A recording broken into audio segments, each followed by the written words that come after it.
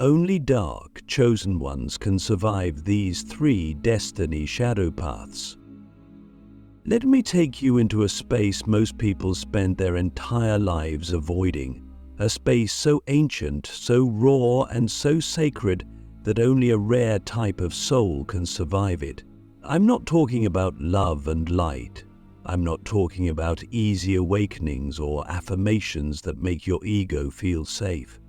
I'm talking about the underworld of destiny, the hidden architecture of your soul's path that runs beneath your pain, beneath your purpose, beneath your personality.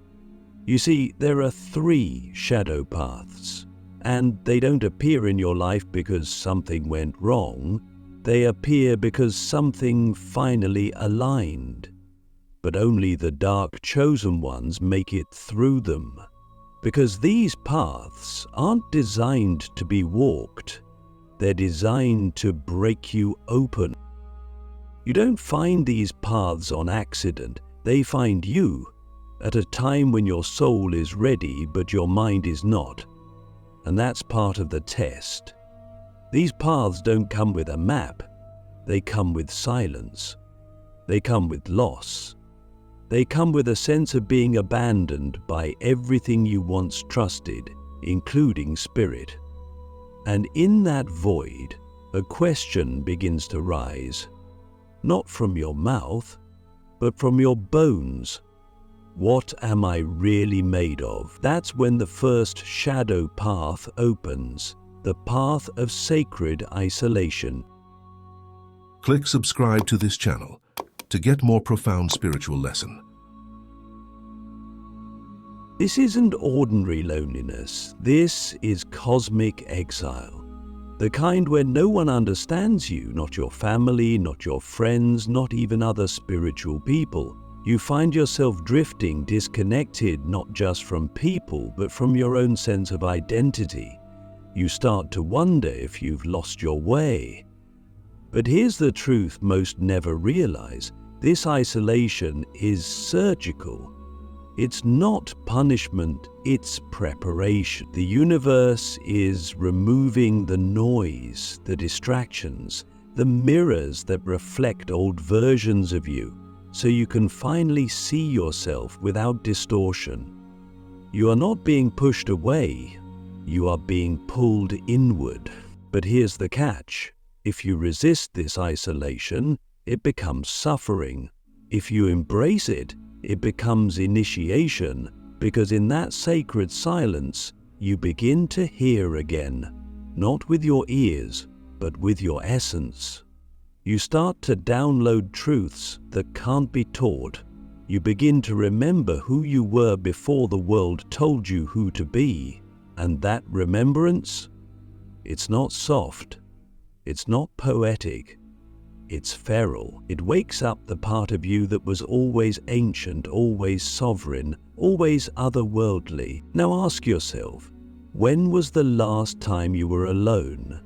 Not just physically, but spiritually, emotionally, existentially. And what did that silence try to show you that you were too afraid to see? This brings us to the second shadow path, the path of identity death.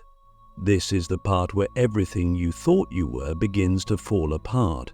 Your roles, your titles, your belief systems, your spiritual practices, even your name might start to feel like a costume. It's terrifying because the ego is wired to survive, and this path doesn't let it. You start to feel like you're dissolving, and in a way, you are. But hear this, and hear it clearly. This is not death. This is disintegration of the false self. The dark chosen ones are not defined by their identities. They are shaped by their essence. And essence doesn't need labels. What you're going through is not a breakdown, it's a reveal. You are being stripped down to your original coding, and that's why it hurts, because the truth doesn't just liberate, it burns. It scorches every illusion you built for safety. It rips away every belief you inherited without questioning, and in its wake it leaves you naked, raw, real. People will look at you and say you've changed, that you're lost, that you're becoming unrecognizable, and they're right. Because you're not here to evolve within the old system.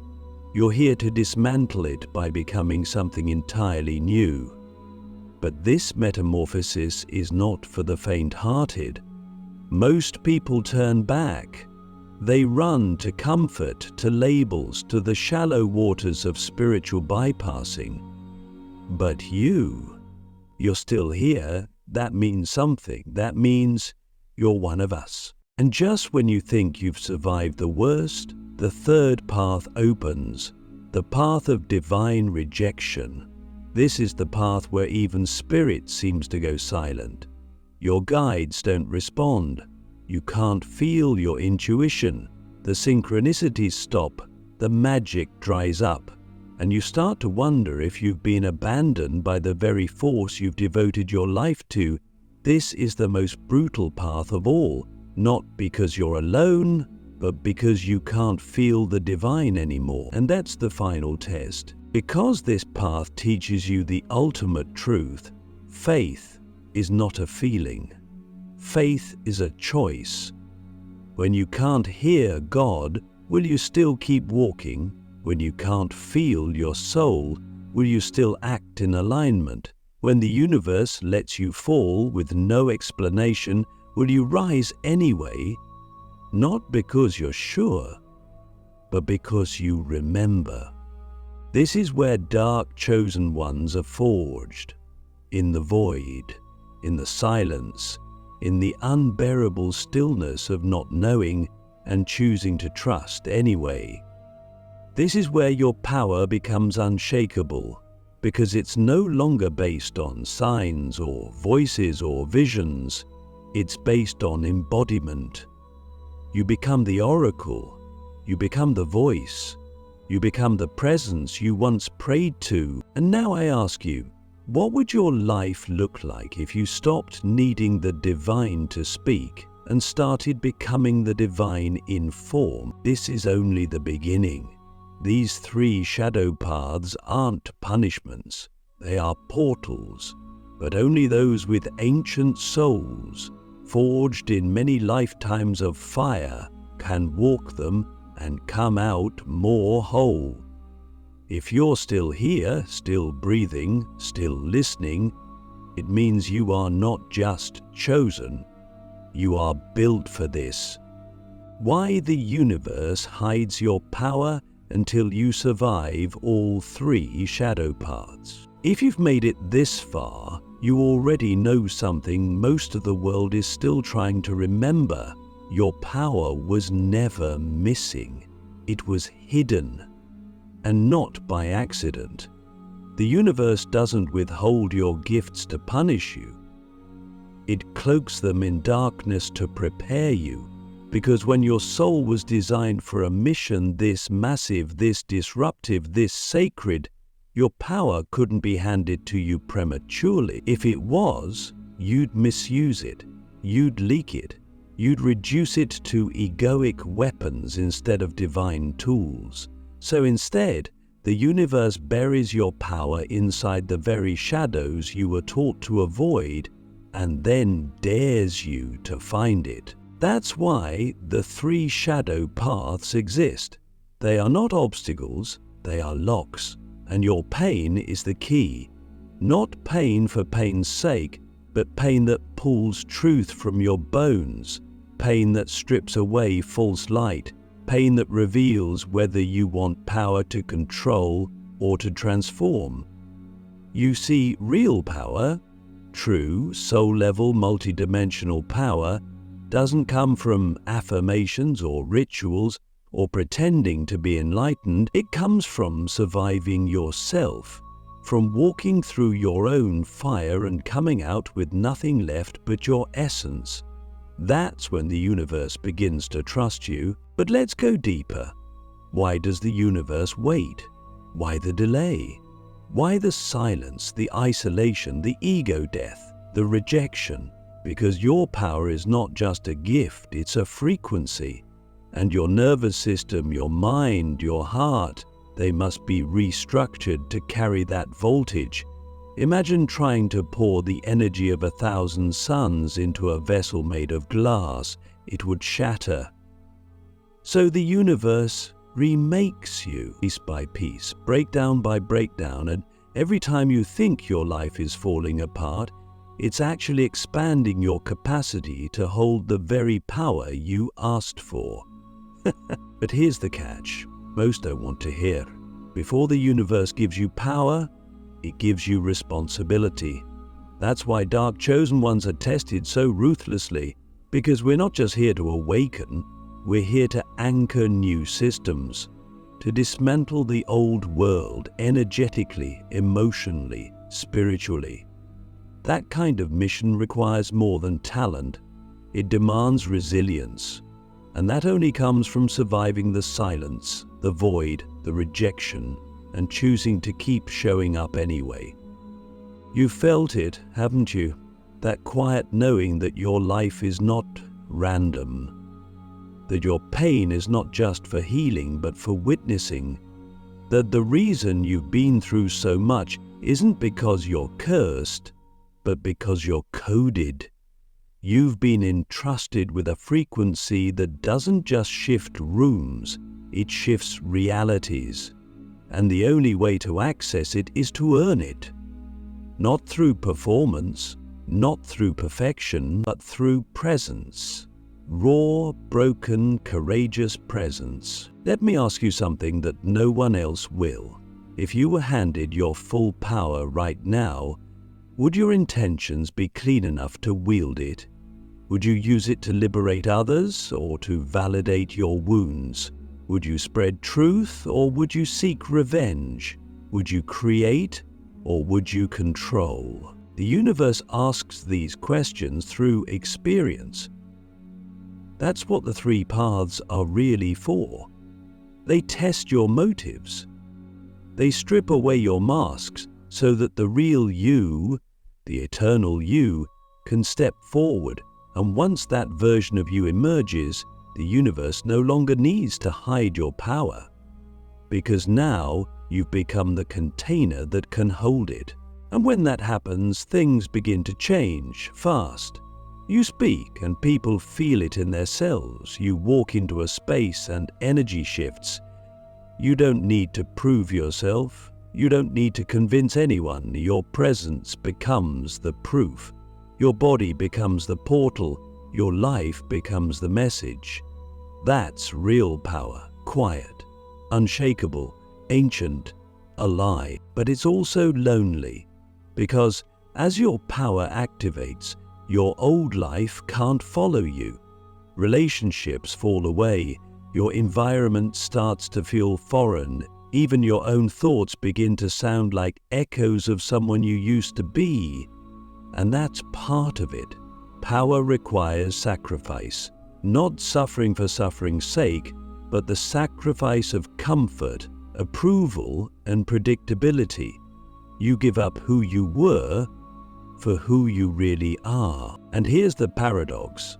Once you survive all three paths, once you reclaim your power, you realize it was never about you in the first place. Your gifts, your voice, your vision, they were never meant to be kept. They were meant to be given away, to change lives, to break chains, to activate others still sleeping in the illusion. That's the final layer of power, service. Not out of obligation, but out of overflow. Because now you don't speak from theory, you speak from embodiment. And embodiment is the most contagious force in the universe. So if you're still asking when your power will arrive, look again. It's already here. It's in your scars. It's in your silence. It's in the way you kept walking when everything inside you begged to stop. That is the power. And now, the only question left is, what will you do with it? The soul contract of the dark chosen. why you were born to trigger and transform the world. There's a moment in every chosen one's life when they stop asking, "Why me?" and start asking, "Why not me?" That moment marks the beginning of embodiment. It's the shift from victimhood to vision, from confusion to clarity. And it only comes after you've walked through the 3 shadow paths and remembered your power wasn't something to be earned. It was something you agreed to carry before you even arrived here. You didn't come here to be liked. You didn't come here to play it safe. You came here to trigger the sleeping systems of this world into collapse. Yes, trigger. Because transformation doesn't begin in comfort. It begins in disruption. You see, part of your soul contract is to act as a living mirror. You don't just reflect people's light, you reflect their shadow. You awaken the parts in others they've buried, their guilt, their rage, their abandonment. And most of the time, they don't thank you for it. They reject you, blame you, project onto you, not because you did something wrong, but because your frequency exposes what they are not yet ready to face. That's the cost of carrying this contract. You are the catalysts, and catalysts are rarely celebrated in the moment. But without you, the system stays asleep. You have to understand, your very presence is a transmission. You don't need to say a word. Your energy speaks before your mouth does. It says there's more to life than this. It says you are not who you pretend to be. It says wake up. And that's why people either love you or fear you. There's rarely an in-between. Because you weren't designed to blend in, you were designed to initiate change through contrast. Here's where it gets deeper. The triggering you cause isn't accidental. It's sacred. You agreed to it. Before you incarnated, you made a contract with the divine, with Source, with the original architect of reality. That contract said, I will carry a frequency that disrupts illusions and activates truth, even if it costs me comfort, even if it costs me relationships, even if it costs me my life as I know it. And the moment you signed that contract, your destiny was sealed, not in the sense of fate, but in the sense of function. You were coded for impact, not popularity, not validation, impact. But here's where most of us forget. The contract isn't one-sided. The universe didn't just ask you to carry the fire, it promised to walk with you through it. Every loss, every betrayal, every breakdown you faced wasn't proof that you were alone. It was proof that the universe was keeping its end of the agreement. It was never about protection. It was about preparation. And now that you're remembering, now that you're seeing the patterns, the synchronicities, the way your pain shaped your precision, you're ready for the next phase of your contract. Transformation. This is where your power becomes medicine. You're no longer just triggering people into discomfort, you're guiding them into awakening, not through force, not through control, but through embodied presence, because when people feel your energy, they don't just sense your strength, they sense your scars. They feel the weight of everything you've survived, and in that resonance, they begin to trust their own process. They see that if you made it through the fire, maybe they can too. But don't get it twisted. This part of the journey isn't easier. In fact, it requires even more discernment, because now people will want to attach themselves to your light without doing their own shadow work. They'll look to you for answers they're supposed to find inside themselves. And this is where your integrity is tested. Will you become their crutch or their mirror? Will you feed their dependency or activate their sovereignty? You must remember, You are not here to save anyone. You are here to remind them they were never broken to begin with. That's the real transformation, not fixing people, but reflecting their forgotten wholeness. And that's why your energy is so disruptive, because it doesn't play into their wounds. It calls their soul forward. And most people don't know how to handle that. But the ones who are ready, they'll find you, they'll feel you, they'll be drawn to you like gravity, and together you'll begin to build something this planet has never seen before, a reality based on embodied truth. So let me ask you, are you willing to be misunderstood if it means being in alignment with your soul contract?